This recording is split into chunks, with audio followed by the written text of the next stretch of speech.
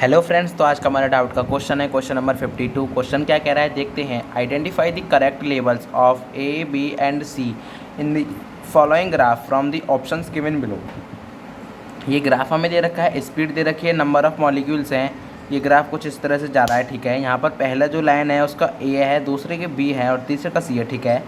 Root mean square speed V R M S, most probable speed V M P, average speed V A B, ठीक है। ये question JEE 2020 का है। हमें बताना है कि भाई ए कौन सा होगा इनमें से, VRMS होगा या फिर VMP या VAB, और सिमिलरली बी और सी, हम तीनों को कंक्लूड करके हमें बताना है, ठीक है। तो इसके लिए आपको पता होना चाहिए कि VRMS, VMP और VAB में रिलेशन। नहीं पता, लेट्स सी नाउ, मैं आपको बताऊंगा और हम एक साथ इस क्वेश्चन को डिस्कस करेंगे और सॉल्व करेंगे।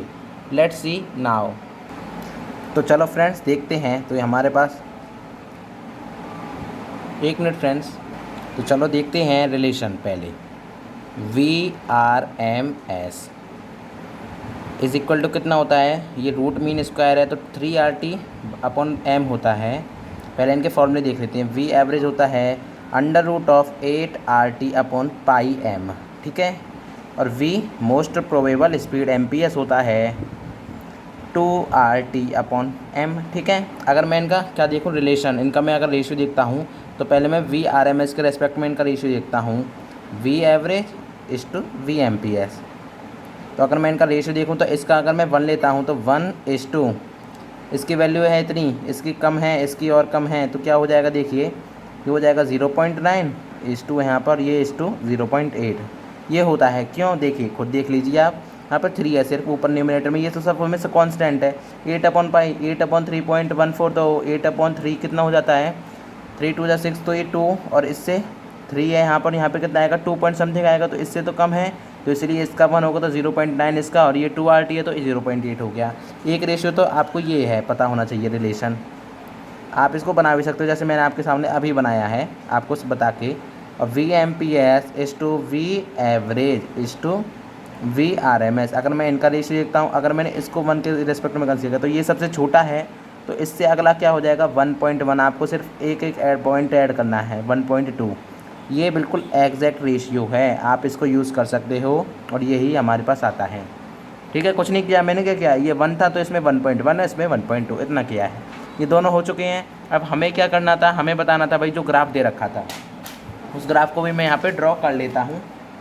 तो 1 मिनट रुकिए फ्रेंड्स, यहाँ पर मैंने ग्राफ बना दिया है। और जो पीक पॉइंट है ना हमारे पास, ये है, ये पहला पीक पॉइंट है, इसके आगे ये छोटे वाले पॉइंट है, ये B नहीं है पीक पॉइंट, थोड़ा सा मुझसे थोड़ी सी मिस्टेक हो गया। मैं इसको कुछ भी करूँगा तो ये बहुत बेकार हो जाएगा, इसलिए मैंने इसको छेड़ा नहीं है, ठीक है। तो आप एक्चुअल ग्राफ देखो क्वेश्चन में, वो थोड़ा सा वैसे ही इसमें अभी बता रहा हूँ। तो ये जो A पॉइंट है ना शिफ्ट होकर यहाँ पर आएगा, मैं आपको बना देता हूँ। देखिए यहाँ पे आ रहा है ये A पॉइंट, ये कुछ नहीं है, ये है A पॉइंट, ठीक है। ये A पॉइंट, ये B पॉइंट और ये C पॉइंट।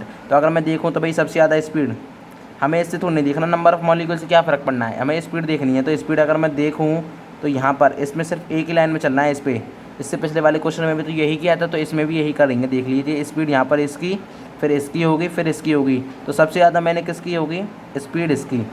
तो अगर मैं देखूँ, देखिए हमने दोनों रेशियो देखे थे। अगर मैं MPS के रिस्पेक्ट में देखता हूँ तो MPS का अगर मैं 1 माना तो एवरेज का 1.1 और इसका कितना ये 1.2, ठीक है। और अगर मैं RMS के रेस्पेक्ट मानता हूँ तो इसका 1 तो इसका कम, तो सबसे ज़्यादा मेरे पास किसकी होगी, MPS की RMS की सॉरी RMS की। तो मेरे पास ये जो C पॉइंट है ये मेरे पास किसकी है, RMS, रूट मीन स्क्वायर जिसको हम कह देते हैं।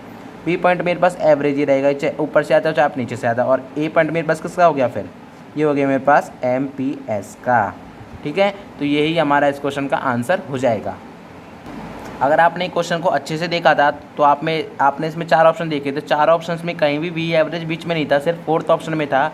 और आप अगर नहीं भी आपको ये कॉन्सेप्ट पता आपको, तो आप V एवरेज बीच में तो मिलेगा, ये तो आपको कन्फर्म पता है ना, तो आपका वही ऑप्शन आप टिक कर देते तो आपका आंसर आ जाता। बहुत ही आसान क्वेश्चन था।